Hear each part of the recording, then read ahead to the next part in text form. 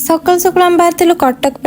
और शिवांश से रेडी होता शिवांश जिद्दी कि मामा तुम कौन रखिल पर्स मत देखाओ ताकू जब न देखली तार कांद आरंभ होगा बुझेली आम दीज जाक रेडी हो जाइलु मुझे ब्रेकफास्ट करने मुझे शीघ्र उठी ब्रेकफास्ट बनई दी ये ब्रेकफास्ट थी मोर व्हाइट सॉस पास्ता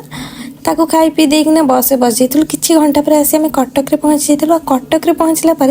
डैनी जो खुशी देखी पारे और शिवांश ताको एबे डरुची आसुना बस 2-4 मिनट पर शिवांश ताको मारिबा आरंभ करदेव तापर मुझे भारी फ्रेश हवा फ्रेश हो बस जाइली खावाई कि माणी खाଇବା दे देते आम पूरा खाई पी देलु